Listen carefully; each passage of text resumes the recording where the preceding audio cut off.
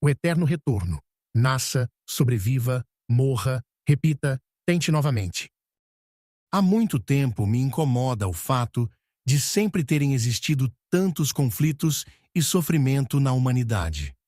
Muitas vezes, refletindo sobre o assunto, questionei por que os espíritos superiores da erraticidade humana não assumem o controle do destino da humanidade, ao menos para minimizar conflitos e guerras. Percebi, porém, que há uma limitação dos espíritos superiores em lidar com os conflitos da humanidade e diminuir o sofrimento coletivo. Isso não significa incompetência, pois a responsabilidade pela evolução coletiva não cabe a eles. Cada espírito é responsável por seu próprio progresso. Espíritos superiores podem ajudar na evolução de outros por meio da caridade, como faria um amigo, mas não lhes compete dirigir o destino pessoal de seus semelhantes.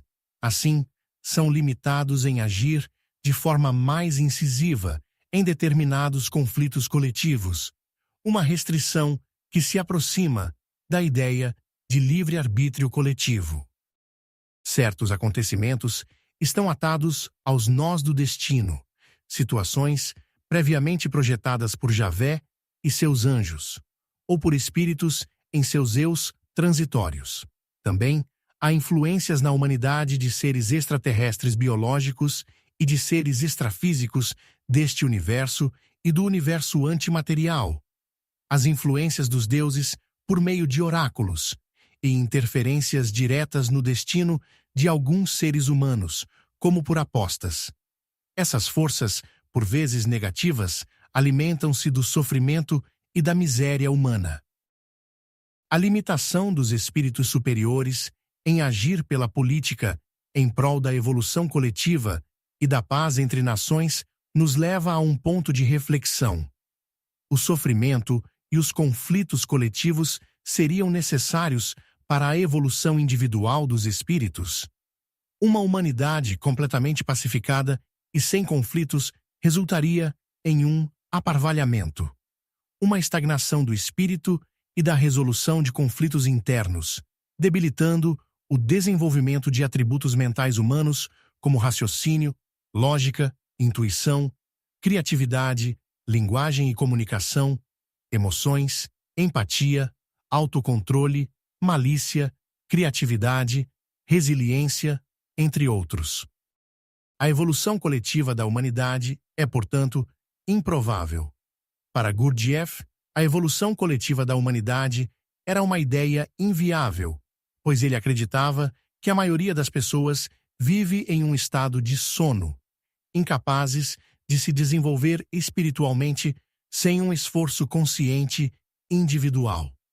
Em Busca do Milagroso, 1949, de P.D. Ouspensky, que documenta os ensinamentos de Gurdjieff, ele diz: a humanidade como um todo não pode mudar, não pode evoluir.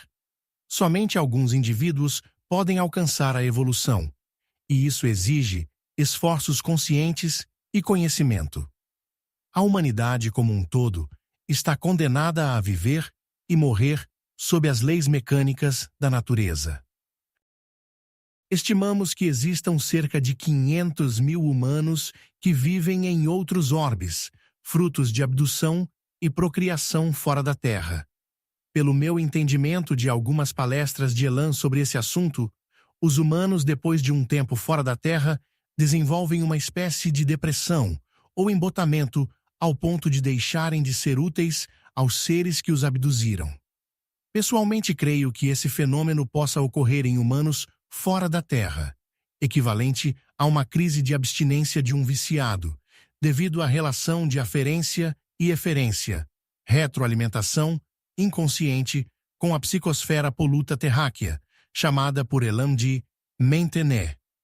Adiciono neste conceito de Maintenet o efeito da atuação das egrégoras mentais e influências mentais de seres extrafísicos. Os astronautas que pisaram na Lua, especialmente os das missões Apollo, relataram em alguns casos uma sensação de desolação e tristeza ao estar no ambiente lunar. A Lua, com sua paisagem árida, desértica e completamente silenciosa, sem vida e sem cor, causou um impacto emocional em alguns astronautas que descreveram o cenário como inóspito e solitário. Alan Bean, da Apollo 12, mencionou que a superfície lunar parecia vazia e sem vida, o que evocava uma certa melancolia. Charlie Duke, da Apollo 16, descreveu o ambiente como profundamente isolador, com uma paisagem que inspirava sentimentos de solidão e ausência. Buzz Aldrin, segundo astronauta a pisar na Lua, descreveu o lugar como Magnificent Desolation, desolação magnífica, refletindo uma ambivalência entre a beleza estéril e a aridez deprimente.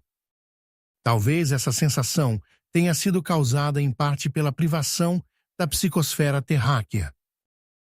Pietro Ubaldi se referiu a um conceito semelhante, onde uma rede mental ou campo mental coletivo, em sua obra A Grande Síntese. Ele descreve esse campo como uma rede de comunicação entre as consciências humanas, onde os pensamentos e emoções individuais influenciam uns aos outros, criando uma atmosfera psíquica global que afeta o desenvolvimento espiritual da humanidade. Para Ubaldi, esse campo mental coletivo é uma camada invisível, formada pelas interações contínuas dos pensamentos humanos, que exerce um impacto direto no progresso ou retrocesso espiritual dos indivíduos e da coletividade. Como ele explica? O homem não vive isolado.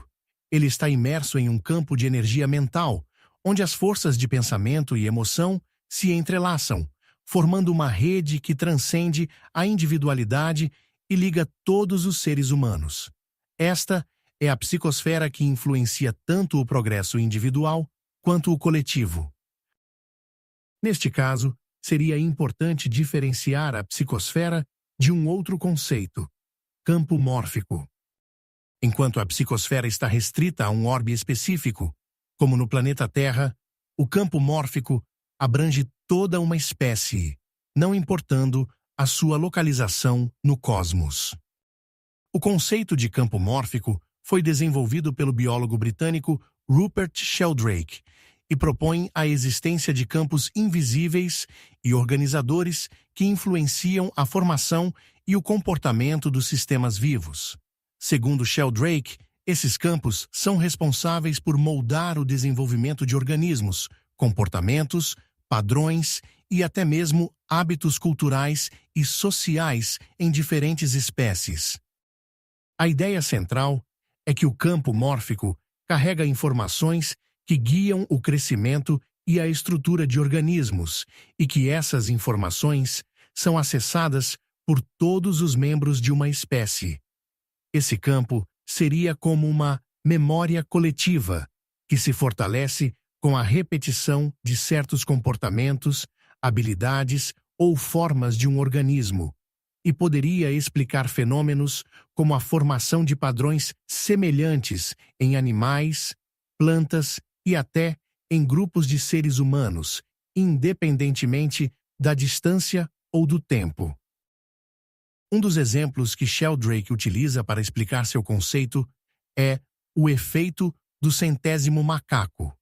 Ele sugere que quando um número suficiente de indivíduos de uma espécie aprende um novo comportamento, esse comportamento se torna acessível a outros membros da mesma espécie, independentemente da distância. Assim, os campos mórficos seriam uma espécie de rede interligada, pela qual padrões de comportamento, estrutura e conhecimento se tornam coletivos e disponíveis para toda a espécie. Esses campos não são visíveis nem detectáveis por métodos convencionais, e a teoria é frequentemente criticada pela falta de evidências empíricas. No entanto, o conceito de campo mórfico toca em áreas da biologia, psicologia e até espiritualidade, e ainda provoca debates sobre se pode existir uma base científica para uma memória coletiva, ou campo de informação que transcende a experiência individual e se manifesta em padrões de comportamento e forma em espécies. Assim como os conflitos, a luta pela sobrevivência biológica, a psicosfera poluída da Terra é necessária para o desenvolvimento intelectual, filosófica e, quiçá, para a evolução espiritual. Creio que certos avanços filosóficos só foram possíveis na humanidade terráquea devido a esses aspectos. A questão de saber se o ser humano conseguiria transcender sem a necessidade básica de sobrevivência é uma reflexão profunda que Robert Anton Wilson também toca em Prometheus Rising.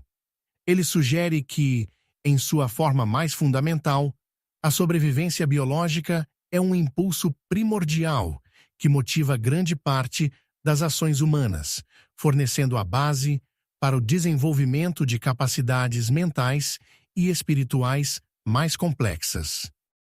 Wilson argumenta que a sobrevivência é, de fato, um requisito para o início do desenvolvimento humano.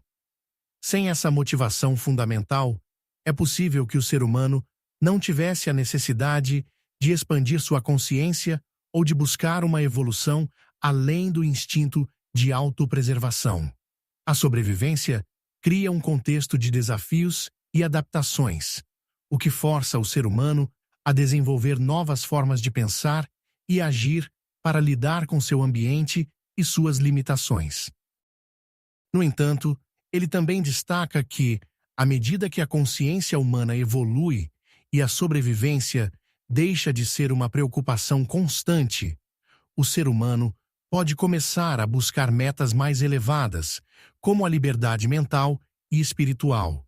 Wilson acredita que, após satisfazer as necessidades básicas de sobrevivência, os seres humanos podem se concentrar em desenvolver suas capacidades psíquicas e cognitivas, explorando uma compreensão mais profunda da realidade, sem estarem tão presos ao instinto básico de autopreservação.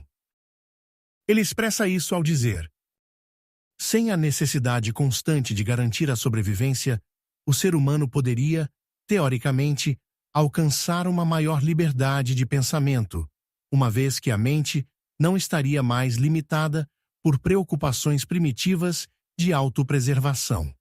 Contudo, sem esse primeiro impulso básico, a própria motivação para o desenvolvimento mental e espiritual seria mais difícil de surgir. Prometheus Rising, 1983, página 92.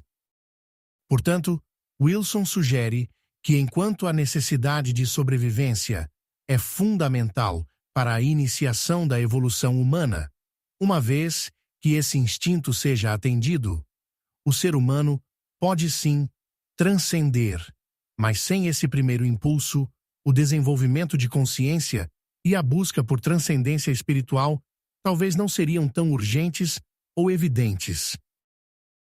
Como seria a filosofia de Nietzsche sem seus próprios conflitos, sofrimentos e dores pessoais?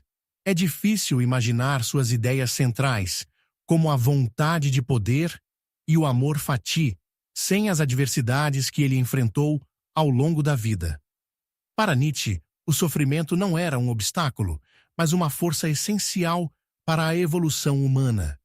Ele acreditava que a grandeza surge do enfrentamento de adversidades, e sem essas experiências, sua crítica radical à moralidade, à religião e à sociedade talvez não tivesse a mesma profundidade.